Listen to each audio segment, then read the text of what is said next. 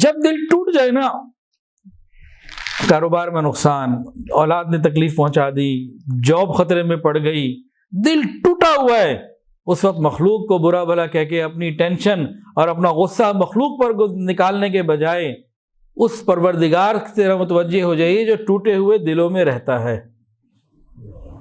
ہم یہ بھی بڑی غلطی کرتے ہیں، جب دل اپنا ٹوٹا ہوتا ہے، کسی قسم کے حالات کی وجہ سے پریشانی میں آتے ہیں، تو کیا کرتے ہیں؟ اپنے ماتحتوں پہ غصہ اتارنا شروع کرتے ہیں۔ یہ کیا جہالت ہے؟ یہ سوائے جہالت کے اور کچھ بھی نہیں۔ دلوں میں نفرتیں بڑھنے کا ذریعہ، دوری کے ہونے کا ذریعہ بنتی ہیں یہ باتیں۔ شریعت نے ایسی کوئی تعلیم نہیں دی۔ اب کیا کریں؟ سنیے، جب کوئی پریشانی، ٹینشن ہو کسی قسم کی اور دل ٹوٹ رہا ہو، سمجھ میں نہ ہو، دماغ معاف ہو رہا ہو، تو اس پروردگار کی طرف رجوع کیجئے جو ٹوٹے ہوئے دلوں کو جوڑ دیتا ہے۔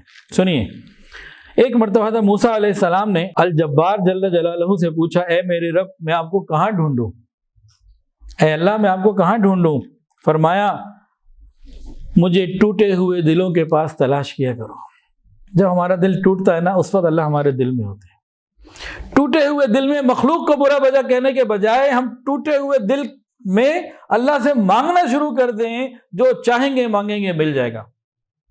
یہ تو ایک موقع ہوتا ہے، جب دل ٹوٹتا ہے نا، پھر اللہ کی رحمتیں آتی ہیں، ہم اس موقع کو، گولڈن ٹائم کو ضائع کر دیتے ہیں۔ ویڈیو کے نیچے سبسکرائب کے بٹن پہ کلک کریں، بیل کے آئیکن پہ کلک کیجئے تاکہ ہر نئی ویڈیو کی نوٹیفیکیشن آپ کو مل جائے۔